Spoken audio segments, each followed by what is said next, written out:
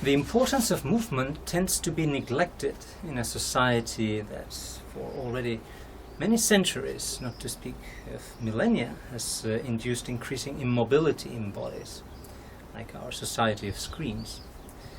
It may be, however, that during confinement and quarantines in the COVID-19 pandemic, many people are feeling, maybe, and considering the importance of movement, though mostly considered in terms of the capacity to go out of the house and the importance of moving in the open space. I want to claim the importance of movement at many more levels and deeper levels. First of all, it's important to consider that confinement in the pandemics can, due to the lack of movement, because we tend to have movement more outside the house maybe than inside the house, can be very problematic, and it can enormously intensify, because of the lack of movement itself, every possible kind of pathology, physical, mental, emotional, or of any kind. So reduction of movement is intrinsically and deeply related to any kind of pathology. The body is a field where things relate to one another, so lack of movement can dramatically affect any level of a body, of a person, and so intensify any previous pathology or create new ones, given the state of confinement. But movement has much deeper implications. I want to state that following upon many branches of and expanding upon many branches of embodied and inactive cognition, to name but a few, how we move is how we think, feel, relate, and create our worlds. And this is not a deterministic statement. On the contrary, it means that different ways of moving will imply different ways and capacities to relate, feel, know, etc. This means that if we are aligned with a very narrow way of moving, a linear way of moving, we will also have a very narrow and linear knowledge of the world, of other people. We will relate to other people following that narrow, linear way. Instead, if we have a more plastic capacity to move, recomposing with the world, with others, sensing in other ways than just fixed vision at a distance, multisensorially interacting with the world and moving with it as a body in a more multifaceted way, this means that we will have a far greater sensitivity, capacity for empathy, for emotional plasticity, for recomposing emotionally and effectively with the world, for knowing things in new ways, not just in this fixed framed vision at a distance following linear logical relations. No, we can move with the world in other ways. This means knowing the world in other ways. This means other kinds of cognition, if you want to call it like that. The body has tremendous plurality of kinds of knowledges besides linear reasoning.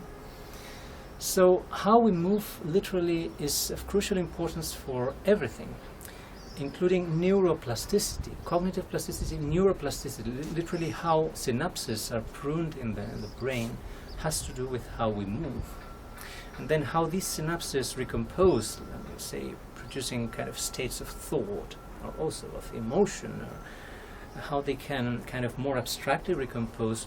This will also relate to how we move. If we keep being immobile, then these abstractions of synapses that were pruned initially through movement, firstly they were pruned from already quite aligned movements, and then they keep operating on their own because we keep being quite immobile.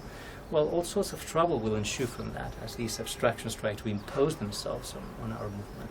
Instead, if we keep moving all along, the way that synapses are created in the brain is continuously regenerated, because we induce always a slight and ongoing variation of how we move, which means new synapses come up, new cross-modal relations. This is called cross-modal plasticity, which is mostly studied in pathology, like when you go blind and the senses have to reconfigure in the brain, reconnecting areas of the brain. Well, we can actually enact this all the time by always recomposing multisensory experience through always a new variation, a subtle new variation in how we move.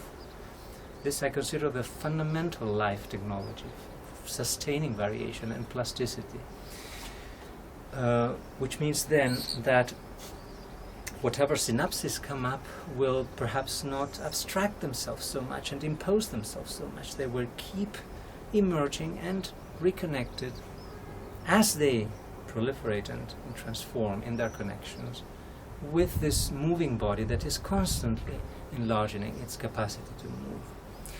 I think this should be taken very seriously by also, say, people in the theory world, by all my dear colleagues who might also often consider movement as a secondary thing, and thinking is always it's kind of mental activity, and then no, thinking is always of the body, and if we believe it's a mental activity, it's because we have aligned ourselves so much with a fixed point of vision, of perspective, that we have assumed it unquestioned, and assumed the atrophy that it implies, assumed the causal lines of movement that it imposes upon our thought.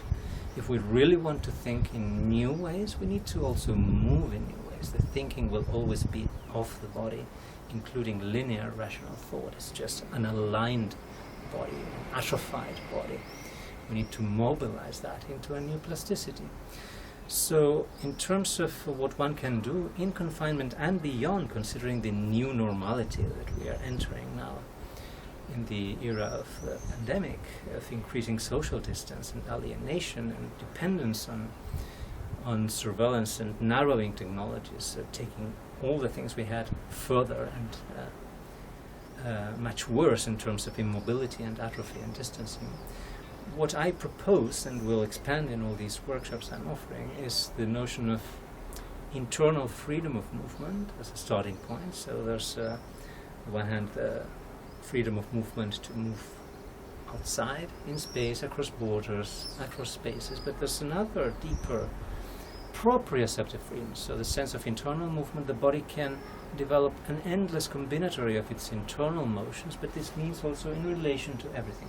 So it's a way of reinventing ourselves and our spaces, including the confinement spaces and our objects, our entire ecologies of movement and relations, in a never-ending way. So we can always find a new combinatory of internal movement, a new internal movement freedom. This will be also a new plasticity of how we know, think, sense, feel, relate, and so forth. So I think this is a kind of ontological activism, a way of reinventing plastically our realities and ourselves within a situation that is only taking further and aggravating an already highly problematic situation that we already had before. So I think it's a crucial, I would say almost evolutionary challenge that we face, and movement in its subtle variation